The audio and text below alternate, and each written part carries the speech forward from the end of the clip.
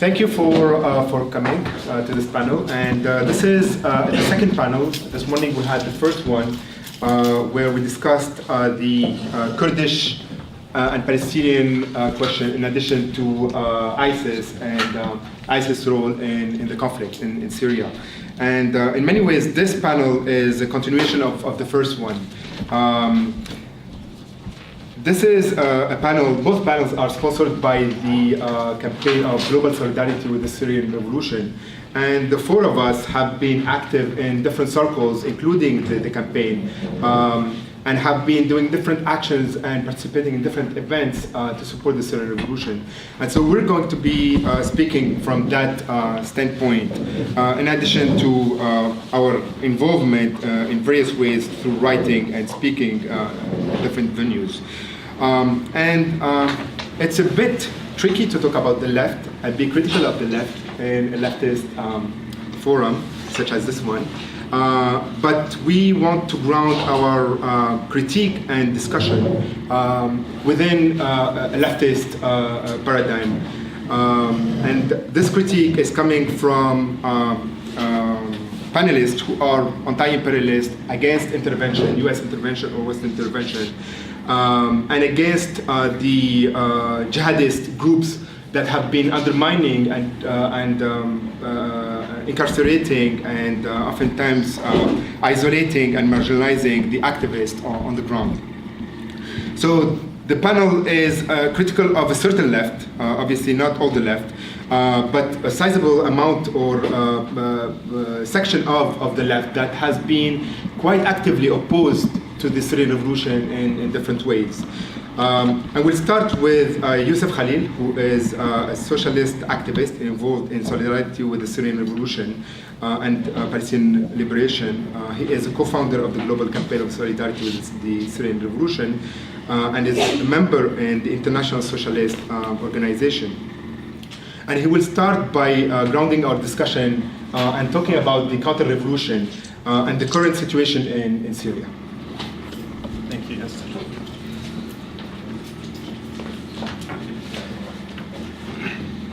Okay, so like Yasser said, I wanted to talk about the response by the West and the Arab dictatorships to the uprisings, what we call the counter-revolutions, and to provide that as a framework of what we are up against. And really wanted to stress that this whole thing started after decades of living under repressive regimes, that the Arab masses rose up against those hated dictatorships. Dictatorships that had implemented neoliberal economic policies that have hurt the living conditions of most of the population, conditions which I would argue are the inevitable result of the development of capitalism and of imperialist relations in the Middle East and North Africa. Adam Hani has a great book called The Lineages of Revolt, which I mention every time I speak, because it's really a great really a great text where he brilliantly explains why totalitarianism and the repression of political freedoms in the Arab world aren't just an aberration to an otherwise peacefully developing capitalism, but on the contrary, international capital required the creation of and support for autocratic regimes that would push through those transformations of those economies and the adoption of policies that would have been otherwise be rejected wholesale in any true democracy.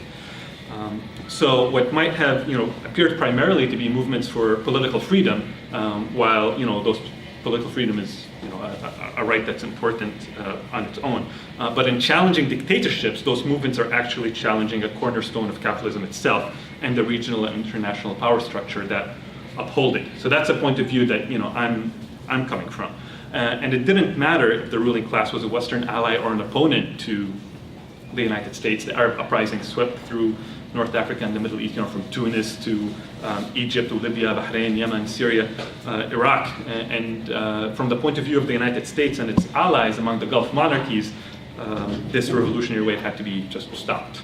And the ruling classes, not just the monarchies, but also what may be termed anti-imperialist dictatorships. The response of those ruling classes was two-pronged. And it was a two-pronged regional counter-revolution. On the one hand, they whipped up sectarianism with the aim of shifting the revolutions from being, masses of people going up against, a tyrant. They want to shift that discussion to be, it's the dictatorships against those, terrorist extremists. or Sunnis against Shiites. And it's important to stress that this whole Sunni-Shia thing that has become very in vogue right now, this isn't some age-old rivalry. Sectarianism is a product of modern conditions that is actively pushed by the bourgeoisie in those countries to consolidate and maintain their power. But then, on the other hand, the second prong of this counter-revolution was direct military repression, as in the case of Saudi Arabia sending troops into Bahrain to crush the uprising there and save the Bahraini ruling family.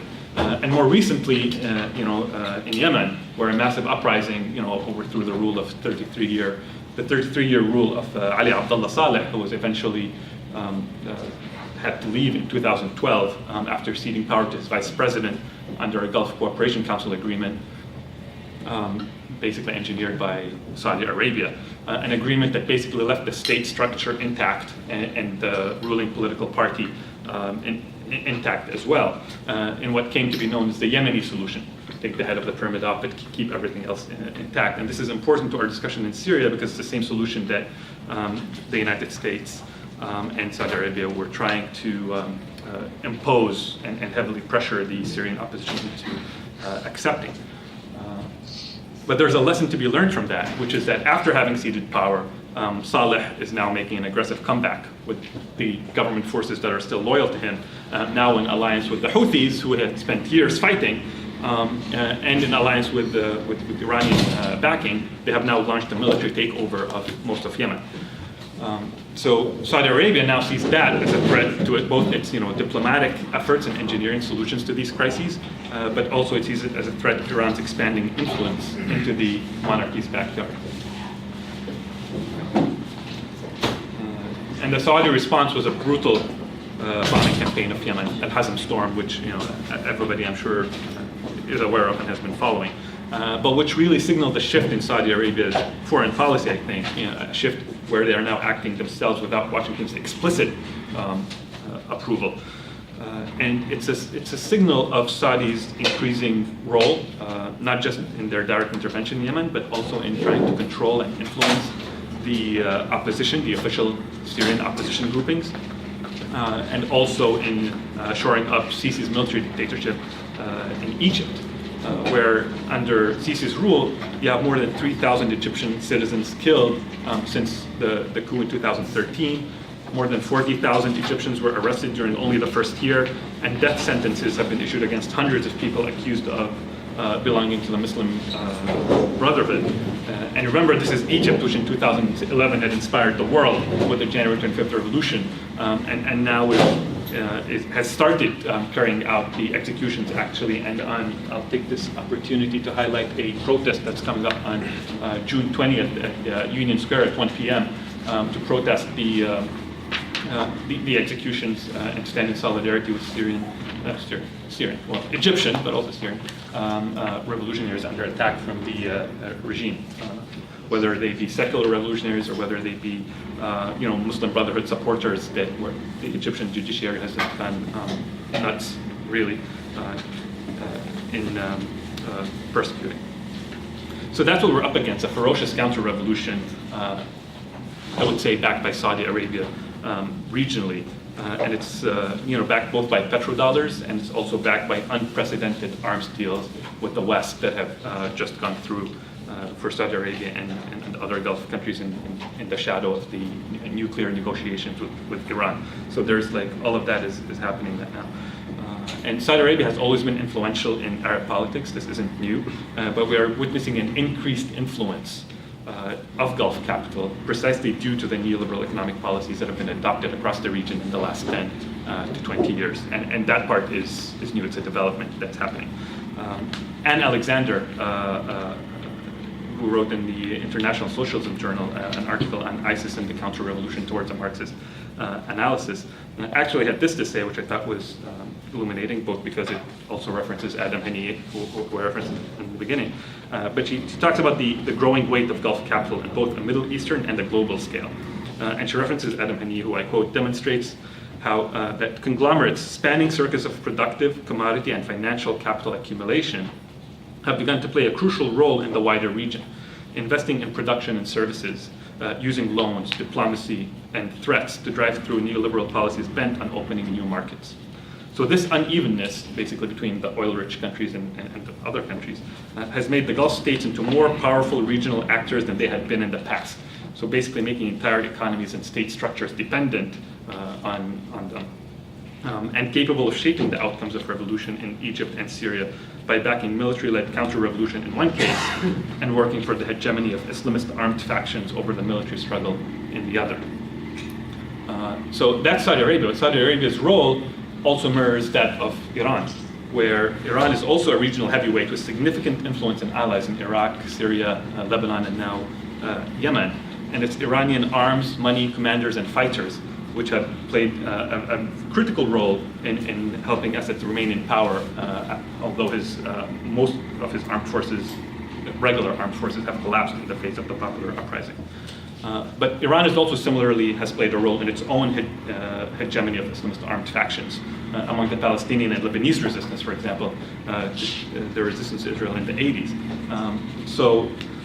Hezbollah, which is widely viewed as the most successful resistance movement, having liberated South Lebanon from Israeli occupation in 2000, actually rose over the dead bodies of secular and communist fighters who were killed by Islamist factions in the 80s. That is very well known. But it was effective against Israel and widely respected across the Arab world, nevertheless, but has now shown itself to be just another sectarian militia playing a most counter-revolutionary role in sending its fighters across the border, not to fight against the Israeli occupation, but to kill Syrians and uphold the Assad dictatorship. And I think that's a disaster, because not only have these resistance parties, which include some Palestinian factions as well, and we spoke about that in the previous panel, but not only have these so-called resistance parties formed mutually beneficial relationships with these dictatorships, but they have also virtually compromised the entire national liberation project by tying it to the survival of a single autocratic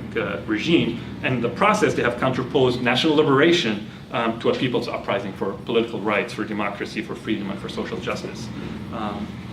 So that's some thoughts that I have on this regional counter-revolution and the period that we're going through, and I would love to hear more in the discussion about what other people think.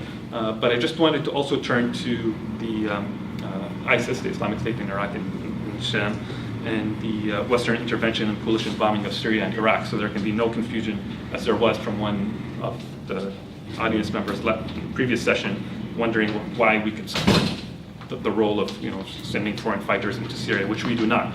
And let's be very clear about that. The U.S. involvement, we don't support foreign fighters in Syria, no matter who they fight for, but also don't support any kind of Western foreign intervention either. The U.S. involvement against ISIS isn't like in any way humanitarian to save Iraqis or Syrians or Kurds or Palestinians for that matter. Washington is responsible for enough Iraqi and Palestinian blood, and has actually blocked Syrians from acquiring more advanced weapons to protect themselves from the regime's attacks. The U.S. only moved against ISIS in Syria when its own interests were threatened in Iraq. And they were very clear about that their mission was to bomb ISIS in Syria to degrade their ability in Iraq. When the whole thing first started last year, they were very clear about what they were doing. And I spoke about ISIS a lot on the previous panel, so I won't repeat it, but I'll just mention briefly that it is my belief, and based on the stuff I've read and based on people I've spoken to, that and based on a lot of analysis, not just my belief, this is a widely shared assumption, that ISIS rose as a result of the American occupation of Iraq and the role of Iraqi and Syrian intelligence officers during that period. And ISIS was able to do what the regime was not able to do, which is crush the revolutionary movements in the liberated areas of Syria. And so groups like ISIS and groups like Jaish al-Islam and Jabhat al-Nusra and the rest of them are not part of the Syrian revolution, they are part of the counter-revolution, I would argue. Even if they oppose the regime, they stand diametrically opposed to everything that the Syrian revolutionaries and the regional uprising in general have given their lives for, that they have stood for, and that they have died for. And in fact, the Assad regime welcomed the US expansion of its war on ISIS, welcomed its expansion into Syria. The government sought to take advantage of this by escalating its own war against the revolutionaries, the territory held by the revolutionaries. And the regime was bombing the same forces that ISIS was targeting. So there was this confluence of interests while sharing airspace with the aircraft of the US-led coalition that was bombing ISIS. And it's important, I think, to point out that the American targets in Syria are not just ISIS, they've targeted other groups. Bombs are indiscriminate, they've destroyed infrastructure, they've killed civilians. And so much so that people are confused. You can't tell, who dropped this bomb in some areas. Was this from a regime plane or was it from a coalition plane? And for opponents of war and injustice in the U.S., which I believe all of us are, for us, being against the U.S.-led war on ISIS is not enough. We cannot be silent about the crimes of the Assad dictatorship. Its crimes towards Syrians and Palestinians and Kurds, and we spoke a lot about that in the previous panel. It's a dictatorship which is responsible for the death of 200,000 Syrians.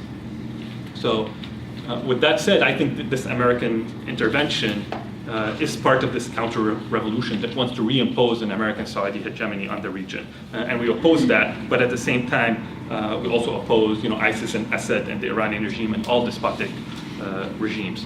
Because as leftists, I think, and I'll end on this, this is a formulation from socialists in Lebanon, we need to understand that resistance and liberation are not only about resisting military occupation or liberating land, because that's how we grew up, like resistance, like go fight Israel, that's the only valid form of resistance. Resistance is also about freedom and the liberation of people from their economic and social shackles. And it means we should stand in principled solidarity with the oppressed of this earth when they rise up, even if their oppressor falsely claims to be an anti-imperialist. Hopefully we should know better than to side with dictatorships. I would hope that it was something that didn't have to be said, but it's something we always have to repeat, because you'd be surprised about how many people would take that position. Thank you.